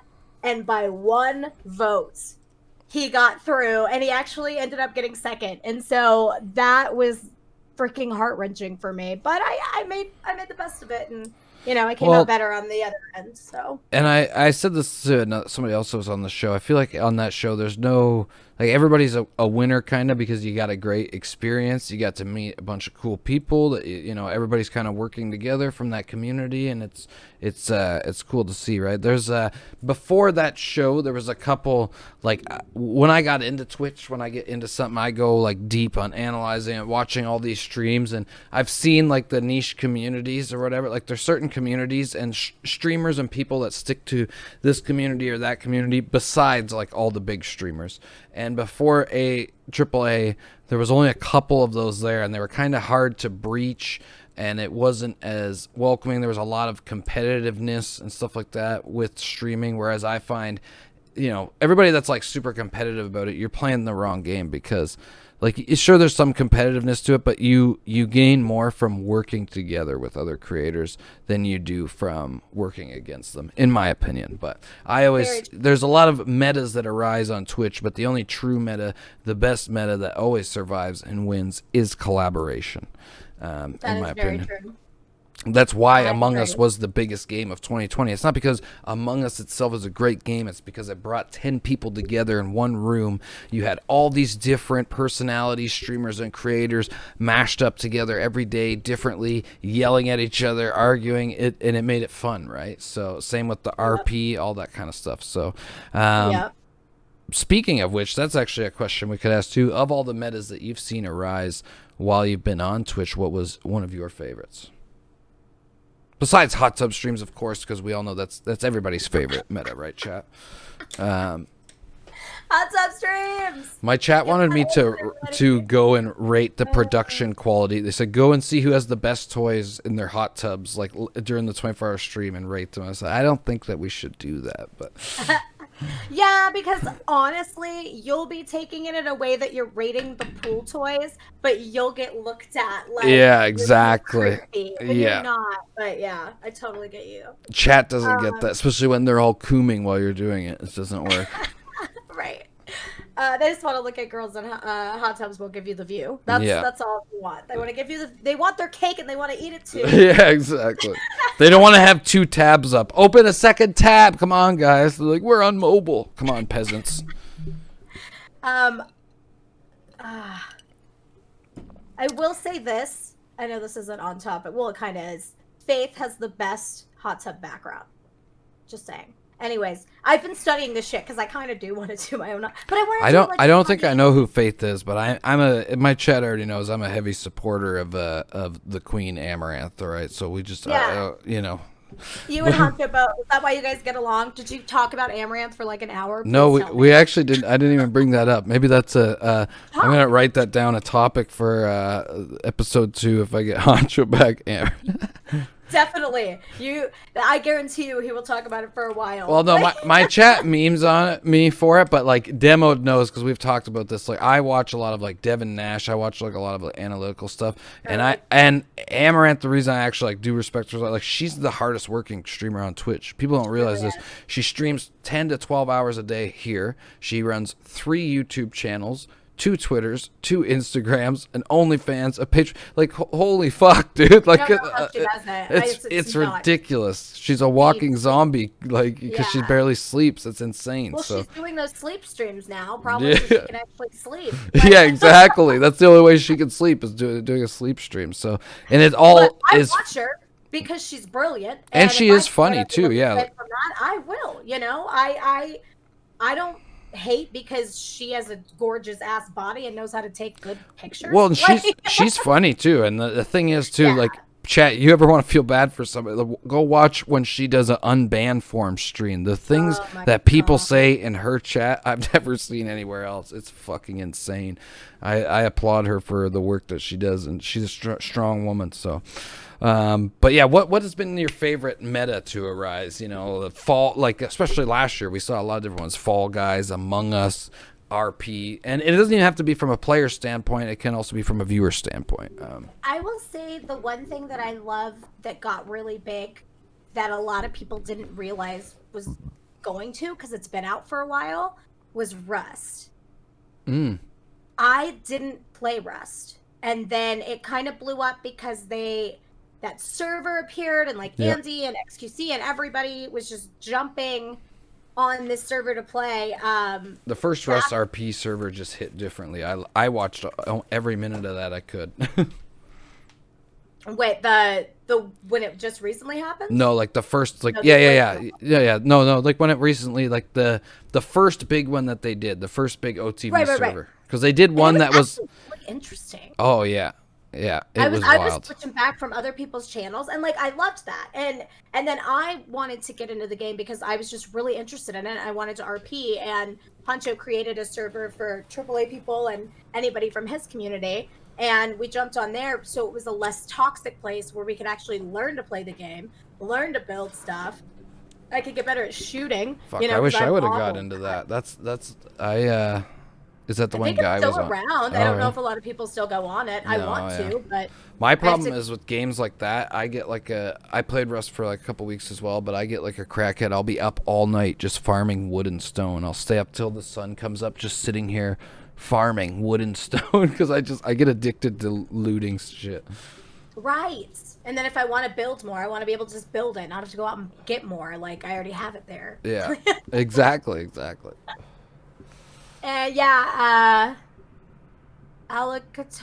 Alucard.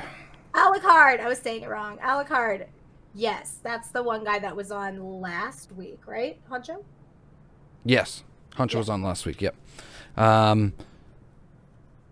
So Rust. That was one of my favorite ones as well. So now though, we're gonna move into actually, right before we move into chat questions, I ask everybody this question because you always get an interesting answer. Kristie, give us your top 3 favorite bad movies.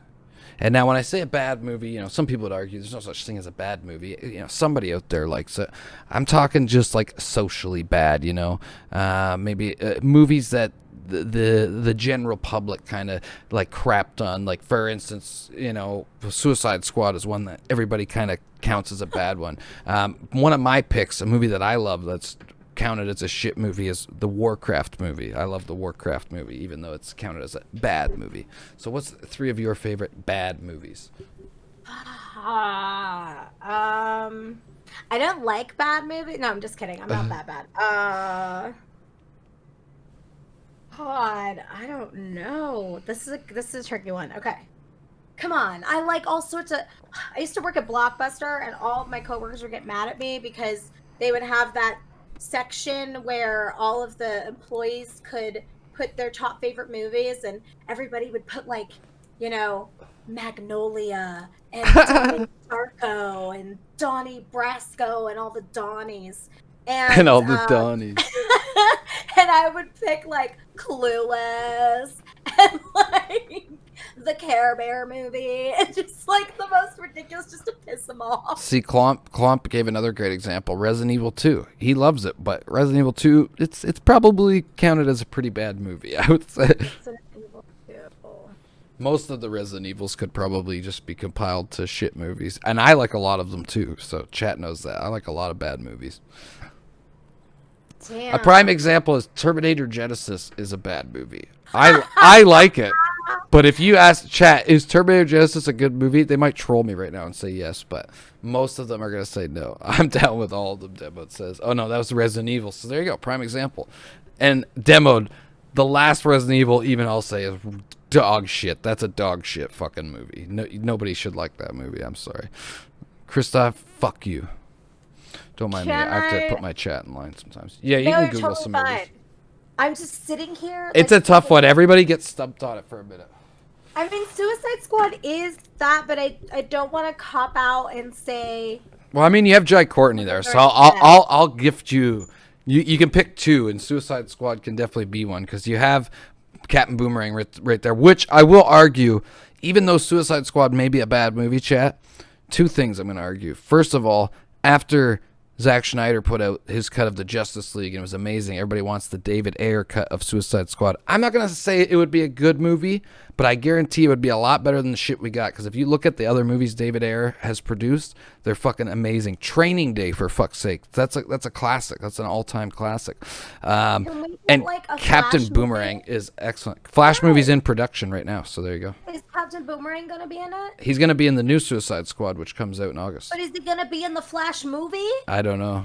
Because if Probably you not. don't know who Captain Boomerang is, you don't know which storyline he comes from, except for that stupid. I'm sorry, this is the one thing I will bitch about for Suicide Squad. I hated that you didn't really have a backstory on anybody. You kind of did, but not enough. And No. that's why Marvel is so more superior, is because they laid it up before they got everybody together. And that's the only complaint I have. But as a movie, I still like Suicide. I like Captain Boomerang in it. I think the only two really good characters in Suicide Squad are Captain Boomerang and Harley Quinn. Did you not like Jared Leto's Joker? Because he was creepy. No. No, I don't.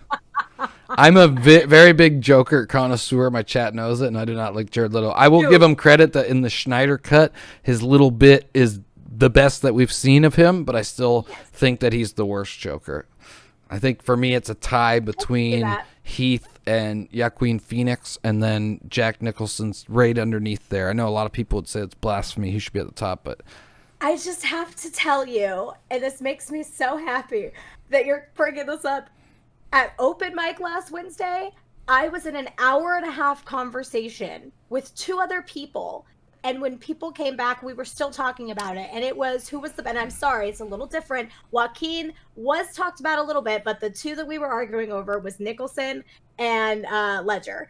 And we talked about it for an hour and a half. Like, it was ridiculous.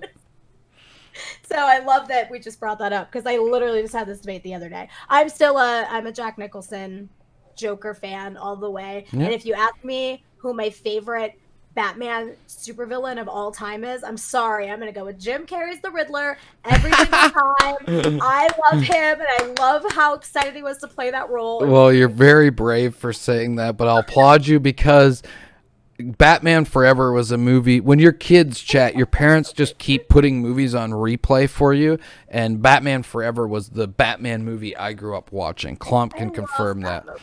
I love that movie. Oh, it's cheesy, but it's classic. Tommy Lee Jones, yeah. Those two were great in that movie. And Drew Barrymore made her film comeback too. Yeah. In that movie. No, she's in the next one, I think. Well, she was in that. No, she was in that one because she was the good girl of Two-Face. She was the. Yeah. You're right. You're right. Good side chick. He had and then, the two girls. Yeah. I Totally forgot about that. Holy shit. Yeah. Baldwin 92 says, "Wait till they get a load of me." That's right.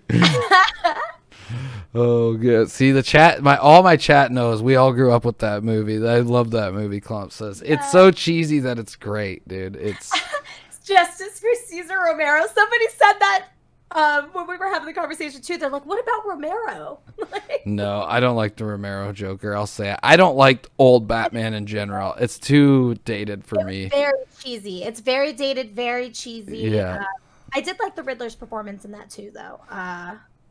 I don't know. That was one of the movies I grew up with as a kid. I think it's because my grandfather was obsessed with it, and he would always just put it on when I was over. As like also Val Kilmer has the most kissable Batman lips. I'll give them that. He's got the best when he's in the suit and it's just the lips. Chat. Val Kilmer's got it, and he's got the bat butt. That was the era of the bat butt and the bat nipples. Every time they suited up.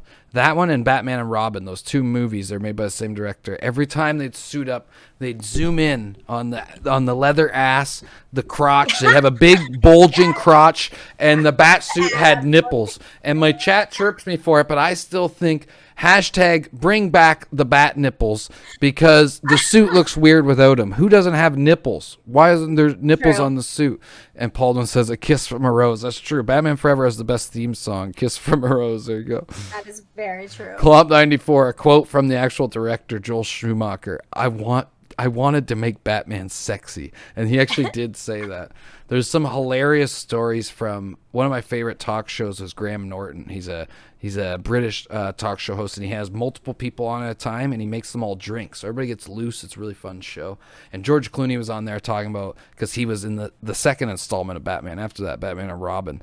And the worst Batman. And he talked about how he felt so bad for ruining it and this and that. But he talked about being on set, and he goes, I love doing the reenacting his impression. He goes, this director, he had Joel Schumacher, and he's a really funny guy, and I'm in this suit, and you can't move my neck, and he goes, and he's on the air horn. He always talked on the air horn. He goes, okay, Bruce, you've just lost your mother, your father, and you've got nothing left to live for. Action! It's like, he's just like, I'm Batman. He's like, and that was it. That's all we did. It's just so bad.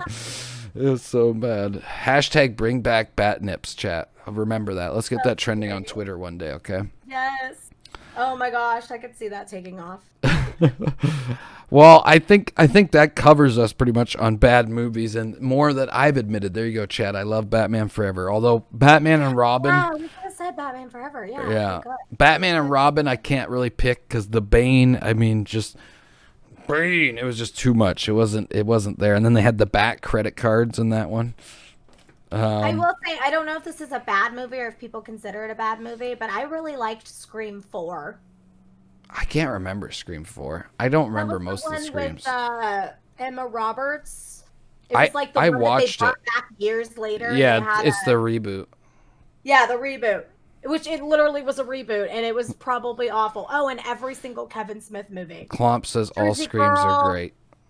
Freaking, yeah, Jersey Girl. That's another one. I like the Kevin Smith movies. I'll admit, I have to go back and watch it. I think I was too young when I watched the first Clerks. It didn't hit me as much as like Clerks 2 and other movies did. I got to go back and watch it. I still haven't watched the Jay and Silent Bob reboot, though. I got to watch that. I loved it. I really, really loved it. I'm just always scared to go to like reboots or movies that take years to have a sequel. Like another prime example was like Super Troopers 2. I watched it and I was just like, it doesn't hit like the original does a lot of the time, right? I'll tell you, it made me want to tear up. Kevin Smith was really good at pulling at your heartstrings. If you really, really love Kevin Smith movies, he pulled at every single one. Like, he had Ben Affleck in there as the two characters that he plays. He had... oh my god, why do I always forget his name? My name's Earl. That's like Jason Lee. Thank you, Jason Lee. I don't know how I remembered that, but I was just about to say my name is Earl when you did. Jason Lee. He played both of his two characters in there. Actually, I think he played three because he came back as the one from Dogma. It's just great. Ben Affleck played a couple characters in there. Like, it was just everybody kind of made a cameo, so it was really nice. I have to watch it for sure. Quota says Mallrats is my fave Kevin Smith Absolutely. movie. There you go. Same with me. Absolutely. Same Mallrats with me. is great. That was the first one I saw, too. And I fell in love with it. And ever since then, I was a Jay and Silent Bob fan. The chat seems to think Scream 4 is pretty decent. They said the only bad Scream is Scream 2. I Scream 2. I thought Scream 3 was awful. I love Scream 2. I like Scream 3. That's the only one I remember. Jamie Kennedy died. I was very sad because I had a crush on Jamie Kennedy during the Scream series. Yes, I did. I like weird people. Okay. Well, like, who has a crush on Jamie Kennedy? Like, what? I mean, I'm sure somebody in the chat does. They're all coomers. So, Clomp, I like Scream 3 because it's the only one I really remember and care about. But, I mean, I got most of my Scream knowledge from the first couple scary movies, if I'm being quite honest. So, I never watched Scream till later. Part about Scream 3 was the Jay and Silent Bob cameo in it. I already forget about that. I do remember that in one of them, I'm pretty sure in one of the Screams, it might be Scream 3, Carrie Fisher. You get Carrie Fisher for a minute.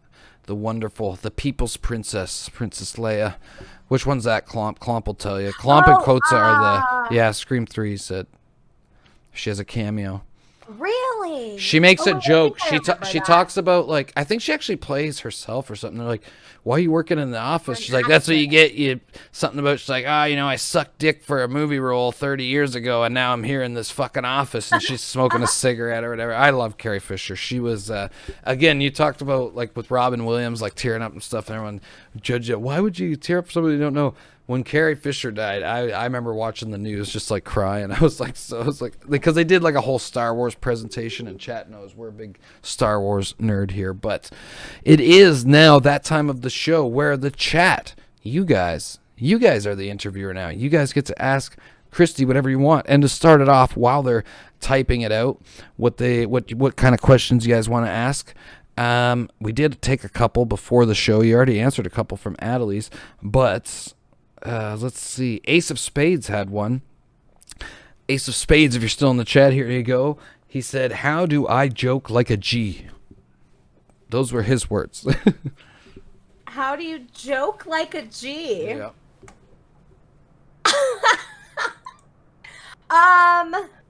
Well, first, you got to think of something that irritates you or makes you angry.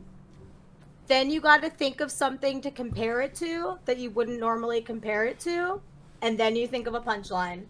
And then you get all the ladies because you're funny. There you go. There you go, Ace of Spades. That's the secret, okay? You'll be a certified coomer in no time. Christoph 403, he asked us one earlier. He says, what's your favorite joke created by you? And what's your favorite joke created by somebody else? Oh. Okay. That's a tough one. I know. God, somebody else would be a little tough. Just because when I get put on the spot, my mind goes blank. A joke that I created, my favorite joke.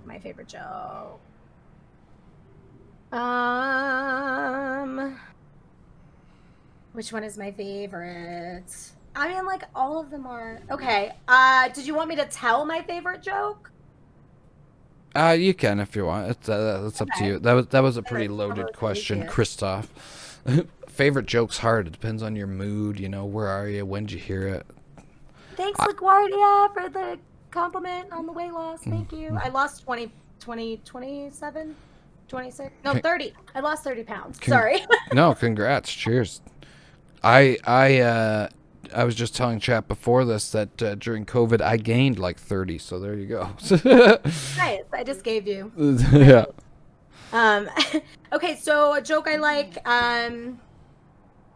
It's a little weird because it's over the video, but here we go. I hate that my ex-boyfriend always said that he had sleep apnea because he slept all the time. I really knew he was just lazy, right? So one night he's snoring and he's like... And I'm like, holy shit, he does have sleep apnea. Well, technically, I was holding a pillow over his face.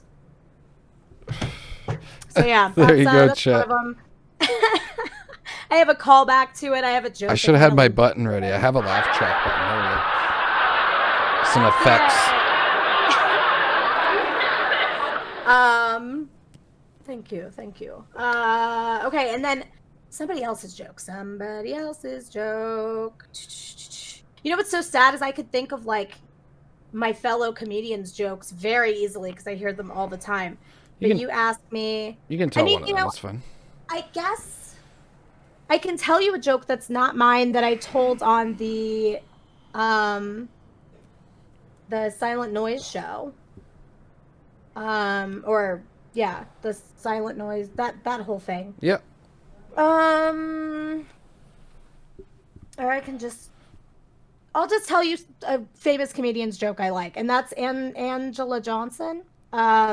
She has a joke about going to the nail salon, and she does like a really amazing impression. And I'm not gonna copy it because I don't know, might get flagged for TOS. But it's very funny. It's something that she does really well, and it's just really funny. So yeah.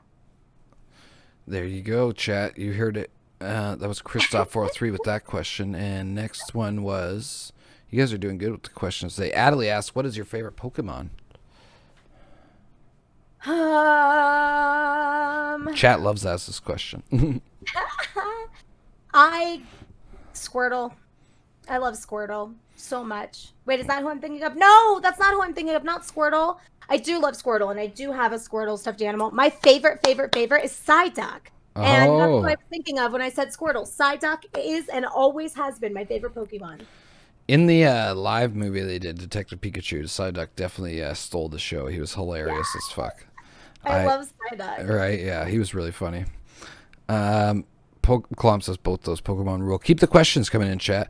Rosie024 says, if you were not streaming or in the comedy business, what career path do you think you would be on? That's a great question, Rosie. God. Honestly, I was a video editor before I did all of this. And then I went and I worked for the news. I was a video editor for the news. Oh, right on. That's cool. And thank you. And then when my show got canceled, I actually was working for a company as a podcast producer. And they taught me everything I know about OBS and production and, streaming software that helps stream to multiple platforms, just all sorts of stuff, little cool insider tools that I learned from that job. Right on. So if I wasn't doing this, I probably wouldn't go back to the podcast producing, because honestly, it was kind of like torture to me because I was producing these other people's shows. And I don't mean that like I'm fine producing other people's shows, but I wanted to be producing my own show. Yeah. So it was torture to me. But I loved video editing for the news. And I also even tried to become a producer so I could write stories. So I would love to, if I wasn't doing this, I'd go back to the news in a heartbeat. I loved that job. Yeah, and what a great experience too. I'm sure that you gained from that, right? It was a very fast-paced, hey, news is at 5, here's your stories, you started at 2 and you better have it in or else it's not airing and you have blank space on the air. So yeah, it's fun. Quotes of 666. His question is more of a meme, but I'm going to turn it into a real question because I like to do. We've done some fast food tier list, burger tier list, such like that here on the channel. And he says, "You're from Texas. Will you mail me a Whataburger?" But obviously we're not going to do that. But I want to know, what's your rating on Whataburger? Well, I'm a weird girl. Wendy's is probably my favorite burger. Call me a sucker for a square burger. Oh, I don't know. But I will say that I do like Whataburger more than In-N-Out Burger. I know that that's always the big debate. Oh, really? I am a Whataburger fan. I think the main reason is because of their ketchup. They have the best ketchup of any fast food restaurant, Whataburger ketchup. And they have spicy ketchup. It's delicious. So yeah, I do like Whataburger, but I've never had it, so I always like to ask or any what they think of it, because it's a heavily talked about topic here on Twitch. Can I hear you? I think it did it again. Oh, did it? Oh, I heard it go out. Give me a second, chat. What the hell was that? There we go. Okay, perfect. It might be because sometimes my microphone the wire, so maybe on Discord it just doesn't pick it back up or something stupid. But yeah, no, I've never had it, the Whataburger yet, so I can't rate it myself. But so next they asked, Rosie says, "What's your favorite binge-worthy show?" My favorite binge-worthy show. Good question. I will have to get. Ooh, damn. That's a tough one. For a drama, it would be a mix between Sopranos and Game of Thrones. I think Game of Thrones would actually win out. And for comedy, it would be a toss-up between The Office and Parks and Rec. Okay. And I mean, I could watch it over and over and over and over and over. And like Roseanne, Classics. but I mean, like those are older ones. Like my favorite to rewatch. I've watched Office I think 3 times. I'll put you on the spot. What's better? Me and my chap debate this. What's better, The Office or Parks and Rec? The Office. Because I don't think Parks and Rec would really be. I don't think Parks and Rec would have made it without The Office paving the way first. See me. Because Parks I and pick Parks and Rec. Where you may be correct in what you're saying there, I think that the jokes and such are just, I don't know, the characters. There's more characters that just are making me laugh all the time in Parks and Rec. The Office is great in its first few seasons, and the Office suffers from Western television and Hollywood. Oh, this show's successful. Let's suck it dry and put out too many episodes of it. That's why a lot of people argue the British Office is superior. I don't know about that one. I think, I like British Jim a lot better than American Jim. I'll say that. But see, I've never seen the British one, and I do need to watch that. It's good. But it's only the 3 seasons, so it's a lot shorter, right? So, I think their biggest failing is not having a bigger crossover between the British and American. There should have been like a 2 or 3 episode crossover with all those characters. That would have been hilarious, but or UK Office, I guess I should say. But that's just my opinion. But yeah, I always like to ask chat that one because a lot more, and probably I'm in the minority. Most people will pick The Office over in Parks and Rec. But I mean, I will say this. Some of my favorite characters from TV of all time. Maybe I picked wrong because I'm starting to think of all of like the most. They have so many great Ron cameos. Swanson, Andy. My favorite is John Ralphio. Oh and Lisa. Those 2 are my everything, and I probably can quote every single line of theirs from. I'm obsessed with them. John Ralphio is hilarious for sure. Chris Traeger. Oh my God, like I watch Rob Lowe on Lone Star 911. I know it's cheesy, but I freaking love my 911 shows, okay? Those 2 shows are amazing. For shows that people probably hate that aren't good. That's one of mine. But yeah, he's on Lone Star 911, and I swear his character likes skincare routines and only eats vegan food. And I'm like, is this Chris Traeger in this show? Like he says literally a lot. Like I think it just slips through from when he was on Parks and Rec. It's hilarious. It's really funny. It's like a calmed down Chris Traeger character. It's hilarious. He is great. Everybody in that show's great. That's what I mean. I also will argue. I think that's when what's his name? Chris Pratt. I think that's when he's at his best. I think since he's blown up and been on Guardians and Jurassic Park he's and turned big into this like I'm a big shit action star, and I'm like, where's the goofy Andy? Yeah. Yep. No, I agree. I would 100% agree. I say that all the time. Klomp asks, "What's your favorite spooky movie?"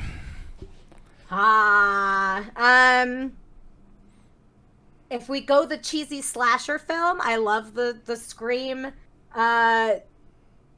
trilogy, quadrilogy, whatever that is. And then if we go the more serious, y'all, the first Paranormal Activity scared the living crap out of me. And when they ended it like it was a real video, I had to like ask the guy I watched with it. I was like, "Are you sure? Are you sure this was just a movie? I don't know any of these people." Like, I mean, like I was terrified. I couldn't sleep with the lights on for like a month, y'all. Yeah, no, those movies were really scary at first. The one that got me, that it had similar editing, but they mixed it. It was like half Hollywood, half edited to make it look like, oh, the footage, the little bit of like footage that's in here is actually real. That's why we had to make the rest Hollywood. Was The Fourth Kind. It was about aliens instead of ghosts. Oh, that one it scared the shit out of me. It's about people being abducted by aliens in Alaska. I don't think I could see that one. I don't know. Those kind of movies like freak me out. Like when that one's super scary. I thought The Fourth Kind. I think it's called. Pretty sure. It's got Mila Jovovich in it. Oh, okay. Maybe I'll check it out. I don't know. Maybe I'll check it out in the day. Yeah, I would definitely watch it during the day. Because like with Paranormal Activity, after I watched the first one, I was scared for a while, but then I was like really obsessed with that there were more. And it's like The second one, I think, turned out to be really good. I watched one of them in the theater, and it scared the fuck out of me. Yeah, I think I watched the second one in the theater. Baldwin says... And then it started getting into this not as realistic story. Well, I get... For the third and the fourth. I just get bored with, like, any, like, horror movie thing like that. They just, like, Saw. I know there's some people out there that are diehard. They've seen every Saw. I think I stopped watching after Soul 3 of them. Donated $60. Oh, Get that Outrider or Monster Hunter, your choice. Soul, my man, you crazy bastard. Holy shit. Thank you so much. Everybody, make sure to go check out Soul Unscripted, all right? He's got a even better podcast than mine. He's prepared, and he's not baked out of his mind when he's doing it. Yeah, Mods, can you shout out Soul for that? Thank you so much, Soul. Appreciate that, my man, with the love. I'll give you a dance after the podcast. There we go. Oh, damn, chat. We're going to have to get the sub counter out. You guys are all going to make me shave my head tonight, aren't you? All right. Yeah, I might be going bald by the end of the night. Thank you so much. Kristie got jokes as well for the 5 subs. I'm going to owe everybody a dance after. There you go, Big Daddy Felix. He was asking someone to gift him a sub. There you go. You got it. Nice. Yeah, thank you guys so much. Appreciate the love. I'm going to let the alerts go off there for a second before I get into the next question. Where's the next one? I lost our spot here. Don't listen to the chat. We don't like Arby's here. They're lying.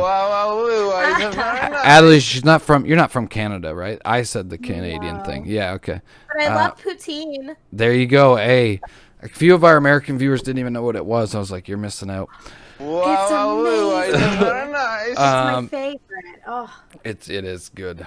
LaGuardia91 asks, at open mics, have you ever caught someone using material from a professional comic? Yes. Oh, shit, chat. You guys need to calm down for a minute, okay? Just chill. Thank you. They're going nuts here. Yay! Thank you, guys. Appreciate it. They all want... See, they're just doing this because they want to see me shave my head. We're going to have to get the sub counter out here after chat. I think one more dono and it's a hype train, right? Or did you already have a hype train? I don't know. My OBS is like broken today. So right before the podcast, like 20 minutes before, the whole building's power flickered, and my OBS, the events tab, I don't get any events, so I have to have like the Streamlabs dashboard up on another page to like check stuff. It's weird. Yeah, I don't know. That's annoying. Of course, that's my luck. Right before a 24-hour stream. Oh, yeah, there it is. There's the hype train, chat. There you go. Thank you guys all so much for the love. Everybody, thank you. Thank Kristie as well for the gifted subs, and thanks Soul Unscripted. We'll get that all calculated out into the sub counter here after chat. Demo. Well, it's gonna be with the clippers for now, and then some. I guess I'm gonna have to get somebody else to do it after with the blade. What did they ask? So you caught somebody using a professional act. There you go. Yeah. LaGuardian 91.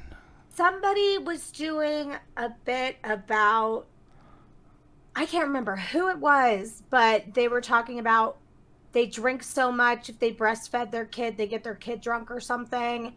And that's like an Amy Schumer joke. And like we had to go up to the girl and be like, dude, you can't tell that joke anymore. Like it's you might have wrote it and it's worded differently, but somebody famous does it, you're wasting your time. So, yeah. They were cool with it, but they got kind of pissy at first. That's unfortunate. Shit, sorry here. I lost track in the chat because everybody just started going crazy here. I think actually that is all the questions. I think we got them all. I'm just looking through everything. Thank you guys so much, everybody. Holy shit, another 3,000. So, oh my goodness. Thank you so much. Kristie got jokes. Well, chat. Any last questions, chat? Let's get the questions up, and then I'm gonna owe you guys all a dance. I have to pee before I dance, so I'm dying. But any last questions for Kristie? And Kristie, if you've got any last questions for myself or the chat, and again, thank you so much for the generosity. Appreciate it, guys. We're on our first 24-hour stream tonight, and yeah, if you guys get to 50 subs, then when I go to sleep at the end of the 24-hour stream, we got to leave the stream on with alerts playing. We're going to have alerts with channel points and for 100 bits, so you can just keep me up all night, which is great, because I'm also back to work next week now. So there we go. It's going to be a fun time. Love it. we're playing horror games all night and chatting about comic books and Invincible later on. Oh, nice, cool. But Invincible the movie? No, there's a show is based off a comic book called Invincible on Amazon. If anybody hasn't watched it, I implore you to. It's written by the comic book is written by the same creators of The Walking Dead. So it's a very dark, rated R. It's like The Boys, but an animated version of The Boys and cranked up even further, if you could believe it, in parts anyways. But chat, anybody have any more last questions? Or like I said, you yourself, if you have any questions for me or the chat, look at, they're already jamming out here. They're just ready. They're ready to. They're like ready for dance. I'm trying to think. I know. I feel like I haven't asked you any questions.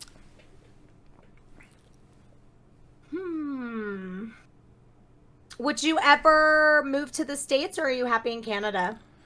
It's like a streaming or podcast, like producing possibility here. Yeah, well, like especially like with the way Austin is now and like collaborations and stuff.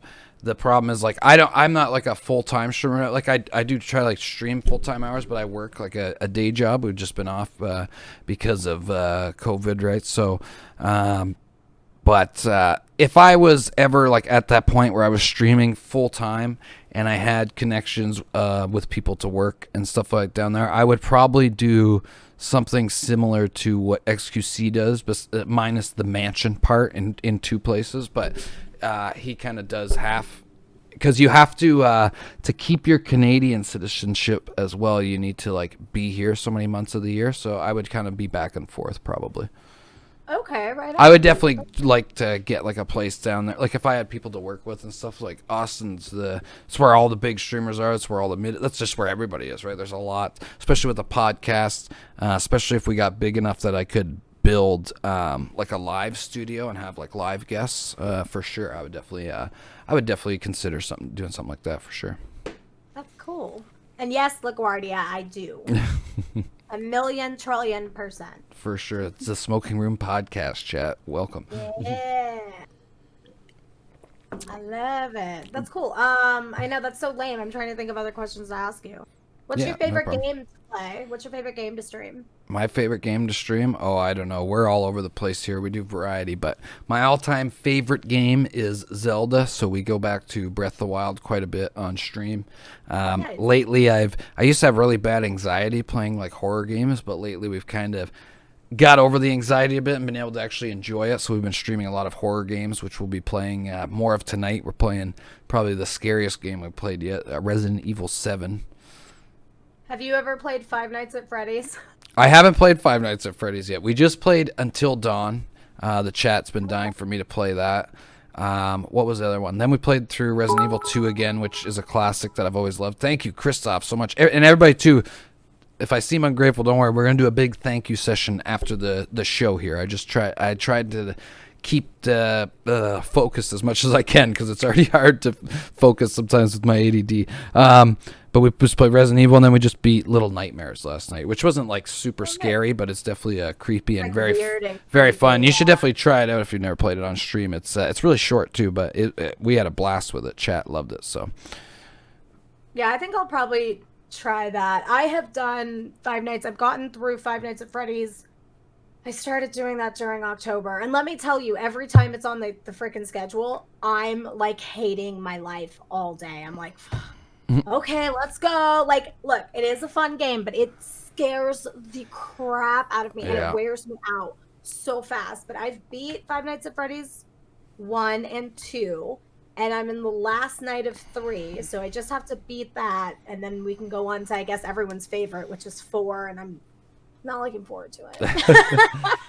Yeah, after a while, it took me a bit. I used to get, especially from the jump scares, like Resident Evil 2 is not even a really scary game, and that was the one we played last time, and I literally, like, that gave me anxiety. But I don't know, something about when we played through it last time, I still get the shit scared out of me. We got a lot of clips out of Until Dawn of just me. It's a lot of me just yelling fuck as chat will see tonight, I just go, oh, fuck! Just constantly. But I was having a lot of fun doing it, especially with the chat having fun doing it.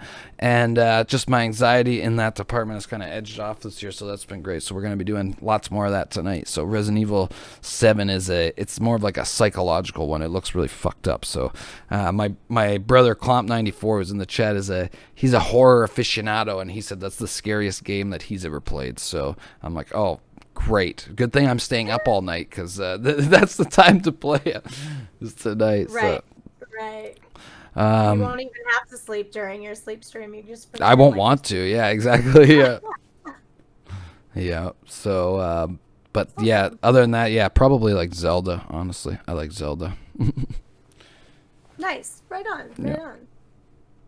And I loved like a lot of the meta games where they're like, I had fun with Fall Guys for a bit and I got bored of it. Among Us, I think, still could be really fun. It's just about getting the proper amount of people together and the right people together as well, right? You gotta get the right personalities, and it can be very fun as well. But and GTRP I play on like smaller servers, but again, that's just like Rust. I can get too addicted into that shit sometimes, so I have to be careful, because I got to edit 3 podcasts tomorrow. Wake up the next day, I'm gonna turn on GTA for like 10 minutes. I'm just gonna do a couple weed runs, and it's like, oh fuck, I gotta make supper. It's time to stream. Shit. You're like, so crap. yeah, I definitely have to be careful of that. But I want to get more into that. Right now, I got my new PC and it's not configured correctly, so like I can't even freaking play Rust right now without the thing just like skipping around. My buddy's gonna come help me, because honestly, this computer I got was a pre-build, and I'm kind of mad at myself for going that route. And yeah, but GTRP can be a lot of fun. There's a grind to it, and it's the thing I always tell people getting into it first, because everybody like watches like the big streamers. You know, they watch like XQC right now. Like if you watch his stream when he plays, it's pretty exciting. He'll rob like 10 banks a day. You're not gonna do that day one, chat. Okay, RP, you've got to get ready to take some L's in the beginning. Everybody takes some L's. My character in GTRP has taken huge L's. Lost all my money, gotten robbed, gotten killed, left in the woods. That's how it goes. But if you can play that off and still have fun with it and role play into it, it'll be fun. And then later when you get the big W's, it feels that much better. You're like, oh, I did rob this fucking bank. This is sick. You get into the immersion way more that way. That's so cool. I want to get into this so bad. I think I would have so much fun. Yeah, and there's some people, like I know people that just play EMS, and they'll play that EMS all day just for that one moment of like great RP of somebody that comes in injured and plays it out well and does something hilarious. I play a degenerate old man, so every time when I'm like unconscious in there, like you do T/me, and it will put like something over your body, right? And it'd be like, that's how you would tell them like, oh, my Dick's leg hurts or whatever, but I'll just always go, pisses himself unconsciously or something. I just get wacky with it, and they're always just like, people love it, right? So I love it. But that's great. But yeah, no, honestly, it's been a great show. Mods, if you guys want to spam Kristie's links in the chat one more time, I think we can call it there. It's been a lovely talk. I want to thank you again so much for coming on the show, Kristie, and again, big thank you again for the generosity and gifting towards I'm going to add it all up here after I have my overdue pee here. I'm going to add up all the subs and bits, guys, to see where we're at. We might be shaving our head immediately after the podcast. I don't know. We'll see. Maybe the goatee. We might be doing scuffed face paint. It's whatever. I've been locked in my house, so I haven't had to get good face paint. So chat chose most of these sub goals. Anybody new in the chat, just so you know. And to preface, I had to delete some because, like I said, they literally wanted to just me watch hot tub streams at 1 a.m. Come on, guys. Fucking coomers. So, but thank you again, Kristie, so much for the generosity, and thank you so much for coming on the show. We hope you had a great time. We hope to do something again with you here in the future, and I hope all your shows here in the future. We can't wait to see what happens next with the broadcast. Can't wait to see more of the stand-up. And yeah, chat, guys, everybody spam some claps, spam some hearts. And yeah, Kristie, thank you so much for coming. You're welcome, and thank you so much for having me. And chat, you guys are amazing. You have an amazing community, and this has been so much fun. Well, we're small but growing, but they were all very, very excited to see you here. Most of the OGs here watched Deception, and they all said, you got to get Kristie on the show. They thought you were a blast. So hey, here we are. And thank you so much for coming. I appreciate it. And we always appreciate when people take time to come and chat. Thank you guys so much as well, everybody. We're going to do a little dance and celebration after I take a piss off the balcony here. And, hey, thank you so much for coming, Kristie. Again, I appreciate it so much. And, yeah, hopefully we'll do something here in the future. Hopefully soon I got to get on another game show myself and redeem myself. I had my W or my L. Now I need to get a W. We need to get back on there and redeem. I can refer you to some people that cast for the different game shows if you would like to do more. Oh, hell yeah. Kinds of stuff. It's a lot of fun. I like it just because you get to meet a lot more streamers, so it's a nice networking, and then you can get even more people on your podcast. Exactly. That's the way I look at it. And not only that, it's a fun experience. That's what, like, even though, like, I keep going on and joking with everyone that comes on about how I bombed on the show or whatever, but I look at it as still a good experience, right? Everything you do, it's just an experience. You got to take in that way and learn from it and just make the best out of it. I'm always a glass half full kind of guy. Although we're less than half empty right now, though, chat. So we got to get a refill up in here. But yeah, thank you again so much for coming on, and hope you had a great time. And yeah, we'll see you soon. Awesome. You guys too. Thanks for having me. Thank you so much.